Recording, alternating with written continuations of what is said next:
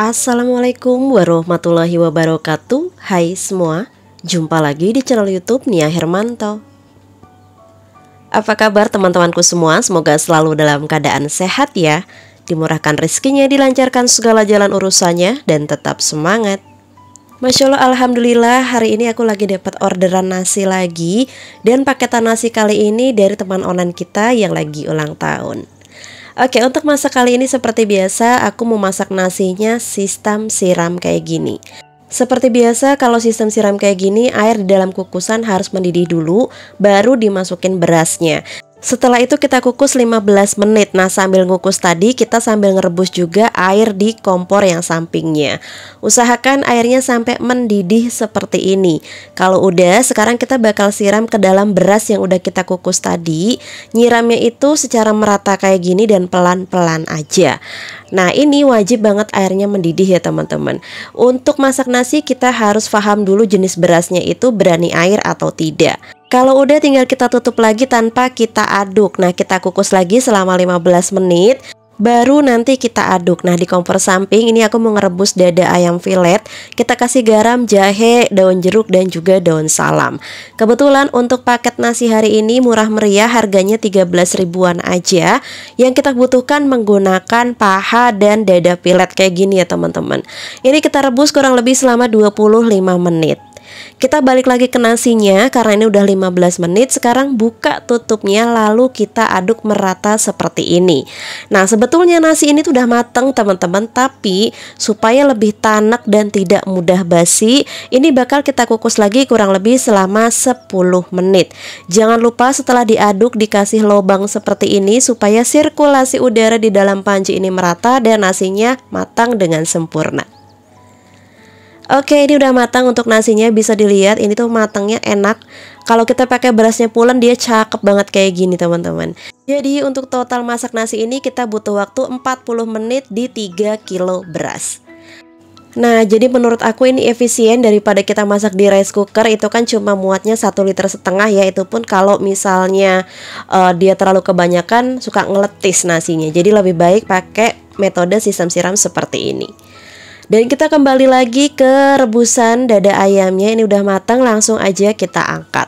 Selanjutnya untuk daging dada ayam ini bakal kita suwir-suwir. Di sini aku pakai metode ulek aja. Khawatirnya teman-teman belum ada yang punya mixer.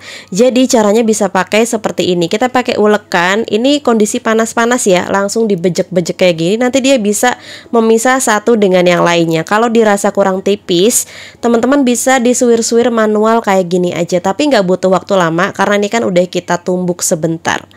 Nah, kurang lebih hasilnya seperti ini.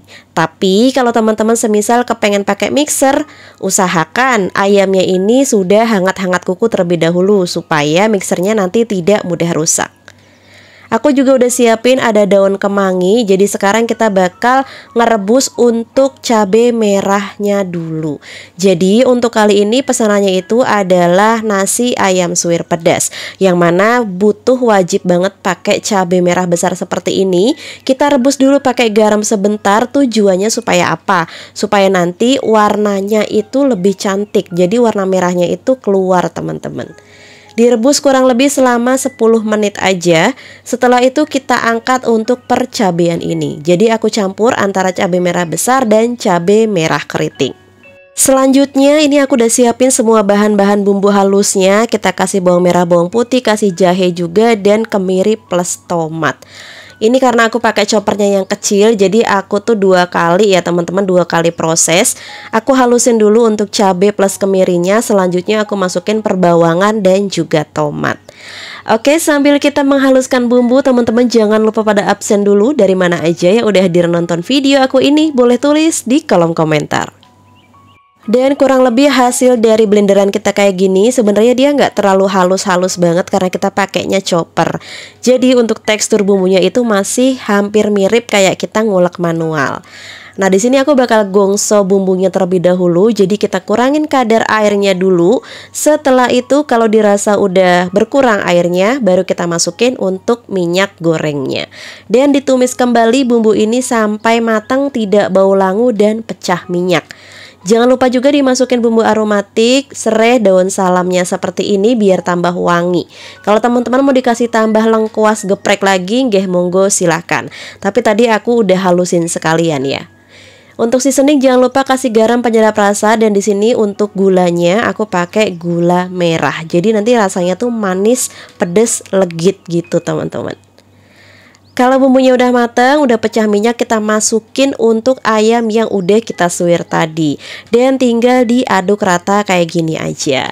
Nah, supaya nanti ayamnya itu tidak terlalu kering, ini nanti bakal aku kasih tambah air sedikit ya teman-teman. Dan airnya itu aku menggunakan air kaldu bekas rebusan dada ayamnya sendiri. Untuk takaran airnya ini dikira-kira aja, jangan terlalu banyak-banyak juga dan jangan terlalu sedikit. Nah, kalau udah seperti ini supaya warnanya makin cantik, dikasih tambah kecap manis sedikit. Nah, udah kayak gini tinggal diaduk rata aja, dan nanti bakal kita masak sampai airnya itu setengah berkurang ya, atau menyusut teman-teman. Kita tutup aja supaya matangnya jauh lebih cepat. Nah, ini dia ayam suwir pedas manis kita udah matang. Ini tuh wangi banget dan pasti rasanya enak, anak-anak pasti suka. Apalagi kalau udah dicampurin sama daun kemangi gini, wanginya tuh jauh lebih keluar ya teman-teman. Kalau udah dimasukin kemangi kayak gini, matiin api kompornya, terus sambil diaduk merata aja kurang lebih selama 2 menit. Insya Allah ini daun kemanginya udah layu ya teman-teman. Pokoknya kalau udah masuk daun kemangi itu udah nggak butuh waktu lama, ini udah mateng sebenarnya. Dan aku mau informasiin, barangkali teman-teman udah ada yang nonton video aku dulu 1 tahun yang lalu saat aku bikin pesanan ini juga. Aku jualnya itu di harga 10.000. Karena saat itu harga ayam filet masih di harga 45-46.000. Tapi kalau sekarang dada ayam filet di sini harganya tembus sampai 58.000. Jadi untuk harga jualnya itu aku naikin ya teman-teman, karena makin kesini bahan-bahan semua juga naik, termasuk bawang merah di sini tembus harga 50.000 per kilonya. Dan untuk lauk pendampingnya di sini aku mau goreng tahu sama tempe aja. Untuk tempenya aku bikin potongan seperti ini dan jangan lupa dikerat-kerat juga. Nah, ini tuh termasuk harga ekonomis ya teman-teman, karena semua bahan-bahan udah mulai melambung tinggi dengan alasan katanya sebentar lagi kita mau menyambut Natal dan Tahun Baru. Jadi semua harga-harga bahan pokok perdapuran pada naik semua.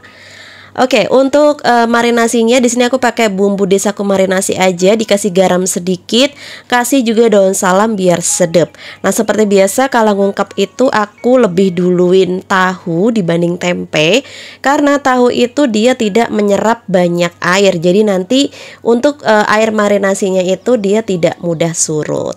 Oke, lanjut, sekarang kita bakal marinasi tempenya. Nah, kalau untuk marinasi tempe ini dia tuh sebentar aja, kalau nyampe mendidih kayak gini udah langsung bisa diangkat aja ya teman-teman. Nah, sebetulnya aku tuh kurang suka kalau beli tempe baru langsung digoreng tuh, aku kurang srek gitu ya, karena biasanya kalau tempe masih baru terus kita ungkep, kita goreng, dia biasanya hancur teman-teman. Jadi biasanya kalau aku beli di hari Senin, nanti tempe itu bakal aku masak di hari Selasanya, biasanya seperti itu. Karena berhubung ini pesenannya tuh sebenarnya nggak dadakan ya teman-teman. Karena di 1 hari sebelumnya aku udah ada ngerjain pesanan nasi bok, terus hari ini pesanan nasi bok lagi, aku tuh nggak sempat belanja sekaligus gitu ya. Jadi emang bener-bener belanjanya super dadakan untuk dimasak di hari ini. Nah, ini dia tahu dan tempe goreng aku udah mateng beserta lalapannya. Aku udah siapin selada sama timun yang udah aku potong-potong. Dan usahakan kalau mau di packing itu tunggu semua lauk pauk ini kondisinya hangat-hangat kuku dulu. Jangan panas-panas langsung dibungkus, khawatirnya nanti cepat berkeringat dan dia mudah basinya. Oke, untuk bungkusnya aku udah siapin, ada daun pisang, mangkok, dan juga plastik. Untuk plastiknya ini plastik tomat es seperti biasa ya, kayak gini. Terus kita potong dulu. Usahakan pakai plastik kayak gini aja teman-teman, jangan terlalu tebal. Jadi kalau terlalu tebal nantinya pas kita nyetak dia malah kurang bagus. Nah, kalau ada yang bertanya, Mbak, fungsinya plastik buat apa? Buat ngelapisin mangkok ya saat kita nyetak nasi dan juga ayamnya. Kalau kita langsung nyetak ayamnya itu di mangkok, itu biasanya nanti malah kotor dan juga minyaknya melebar kemana-mana. Nah, fungsinya seperti ini supaya nanti mangkoknya nggak mudah kotor, dan juga nanti nasi yang kita cetak itu jauh lebih rapi seperti ini. Nah, kurang lebih seperti ini. Untuk daunnya ini udah aku jemur dulu sebentar karena cuaca di luar lagi agak panas dan dilap ya teman-teman. Kalau untuk daun aku emang nggak sempat dicuci satu persatu, tapi tenang aja, untuk daunnya ini udah aku lap pakai lap basah. Oke, aku contohin lagi ya teman-teman. Jadi cara nyetaknya itu kita masukin ayam suwirnya dulu, jangan lupa agak ditekan dan dirapat padatkan. Selanjutnya masukin nasi, masukinnya sedikit dulu, padetin, baru dikasih tambah nasi lagi dan dipadetin kayak gini lagi. Fungsinya supaya nanti saat kita keluarin dari cetakan seperti ini, nasinya nggak ambiar teman-teman. Nah kayak gini ya, cantik banget. Oh iya, untuk ukuran mangkoknya kemarin ada yang nanya itu ukurannya berapa mili. Kebetulan kemarin aku habis ngukur ya teman-teman. Untuk ukurannya itu 300 mili untuk cetakan nasinya. Nah ini udah selesai semua. Sekarang kita langsung wadahin aja. Aku pakai wadah yang ukuran size M kayak gini. Pokoknya ini udah ada lapisan laminasinya ya. Jadi udah ada plastik di bagian bawahnya, tidak perlu kita kasih alas plastik lagi. Kurang lebih cara natanya seperti ini, simple kayak gini aja. Berhubung ini untuk dibagikan ke anak yatim yang ada di dekat rumah aku di Yayasan Yatim Piatu, jadi untuk masakannya aku tidak terlalu pedas. Cukup seperti ini aja. Satu box aku jual di harga Rp13.000, sudah termasuk ongkir. Pokoknya kalau pesan di aku itu kalian bisa request minta di harga berapa. Jadi semisal kepengen bagi-bagi nasi tapi harganya 10.000 per porsi, itu kira-kira menunya apa, itu bisa dibicarakan. Nah kurang lebih seperti ini. Jangan lupa dikasih tambah stiker seperti ini supaya jadi daya tarik pembeli. Untuk pengemasan plastiknya seperti biasa pakai plastik andalan aku. Ini murah, kuat, dan yang pastinya ukurannya besar, karena ukurannya bisa sampai ukuran 50 cm. Oke, ini udah selesai juga videonya. Terima kasih banyak buat teman-teman yang udah ngikutin video aku dari awal sampai akhir. Semoga video aku bermanfaat, menginspirasi, dan menghibur. Semoga bisa jadi ide jualan teman-teman juga, ide Jumat berkah, ataupun untuk masakan harian teman-teman juga. Nah kebetulan ini juga minta request ada snack boxnya, tapi snack box versi ekonomis. Ini aku udah bungkusin semua, tapi mohon maaf aku nggak bikin video karena keterbatasan waktu. Ini super ngepot banget. Dan untuk snacknya ada pisang, onde-onde, juga risol isi mayo. Aku jual di harga 7.000 per porsinya. Oke, aku akhiri dulu videoku kali ini. Wassalamualaikum warahmatullahi wabarakatuh. See you.